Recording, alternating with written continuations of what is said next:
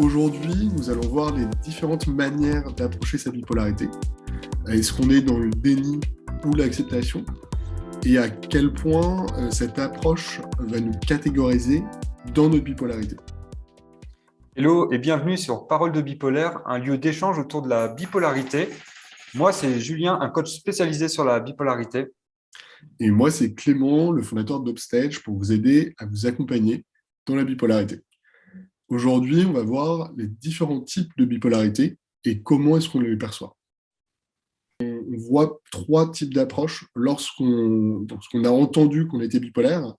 Il y a bien sûr le déni, le fait de ne pas accepter sa maladie, le fait de l'accepter, mais de manière un petit peu résignée, en fait, en se disant bah, je suis malade, c'est comme ça, je ne peux rien y faire. Et toute ma vie, je vais, entre guillemets, subir cette maladie. Et puis, il y a l'acceptation proactive. Donc, qu'on a tendance, on ne va pas se mentir, à prôner. Donc, qui est de se dire, OK, on est malade, maintenant, qu'est-ce que je peux faire personnellement en étant au centre de ma maladie pour aller mieux et mieux la vivre. De ton Oui, côté, Julien, tu peux nous parler un petit peu justement de ces étapes et comment est-ce que toi, tu les as vécues ou voilà. ouais, alors du coup, je pense, euh, moi, j'ai particulièrement vécu le côté proactif, dans le sens où dès que j'ai su que j'étais diagnostiqué bipolaire, j'ai vraiment cherché à trouver des solutions et à à m'en sortir à ce niveau-là. Donc, j'ai pas, du coup, j'ai eu aussi la phase de déni juste avant le diagnostic, dans le sens où je refusais d'aller voir un professionnel de santé, sachant que je sentais bien qu'il y avait quelque chose qui tournait pas forcément tout rond chez moi. Après, Ouais, ce que je trouve intéressant aussi à rajouter dans ce que tu as dit, c'est vraiment aussi qu'on peut évoluer d'une phase à une autre et on n'est pas cloîtré dans une caractéristique donnée sans pouvoir en changer finalement. Donc, on peut être dans une phase de déni et finalement passer en mode proactif et chercher des solutions, etc. Et ça, c'est vraiment important de le dire parce que ça permet de donner des perspectives d'avenir vis-à-vis de la maladie. ouais, c'est exactement ça. Et c'est hyper positif et c'est quelque chose, par contre, là, qu'on contrôle. Contrairement à la maladie, c'est beaucoup plus compliqué. On peut éviter que ça s'empire. Ça, on a, entre guillemets, les cartes en main. La perception de la maladie et la manière de l'accepter ou ne pas l'accepter, ça, pareil, on a les cartes en main. Donc c'est un peu particulier. Moi, j'aime bien comparer la vie à une main de poker. On commence notre main avec certaines cartes et après, est-ce qu'on les joue bien ou pas? Et c'est pareil, pour un tout petit peu étendre le sujet, mais c'est pareil aussi au niveau social, au niveau économique. On n'a pas tous les mêmes cartes. Et il est vrai que lorsqu'on a une famille qui est là pour nous soutenir et nous aider, ça a un impact très positif. Euh, pour vous parler un petit peu de moi, de justement ces phases, et c'est vrai que le déni, on a fait un petit peu partie. Il y a un moment, c'est comme si instinctivement, j'avais pas envie de creuser quelque chose. Donc je n'ai pas été diagnostiqué, ce qui ne m'a pas aidé.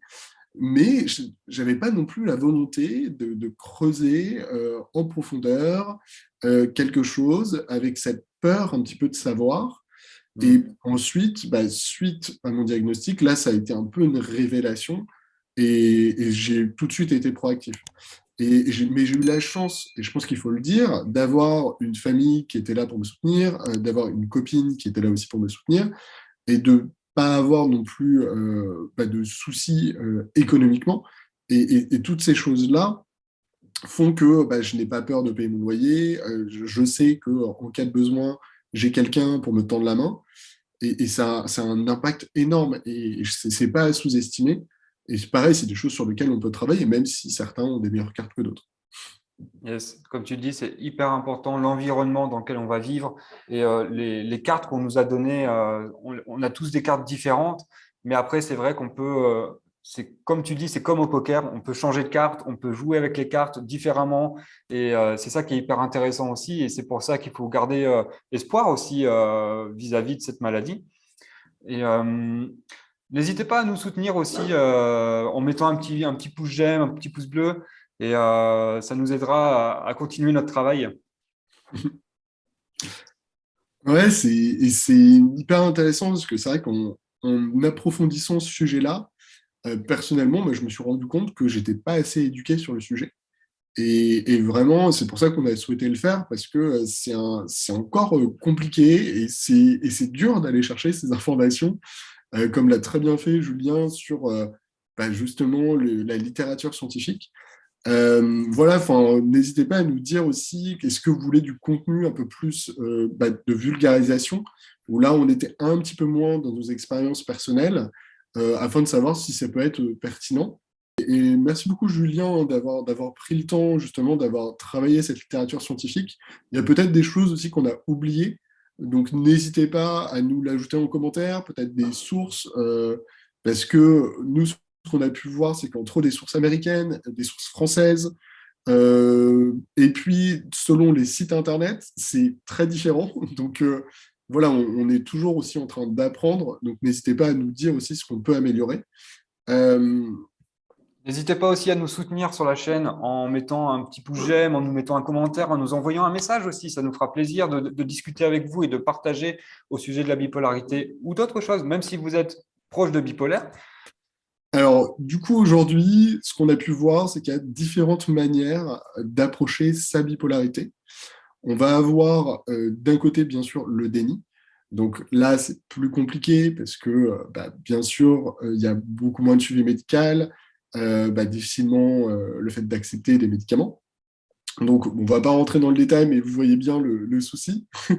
Ensuite, il y a l'acceptation résignée, le fait d'accepter sa maladie, mais hélas, de ne pas prendre en compte le fait qu'on est au centre de sa maladie. Donc, penser que c'est quelque chose qu'on ne contrôle pas, que les médicaments ou le rendez-vous chez le psychiatre va régler la situation, alors qu'on a quand même une capacité d'agir. C'est ce qu'on disait, on a tous des cartes.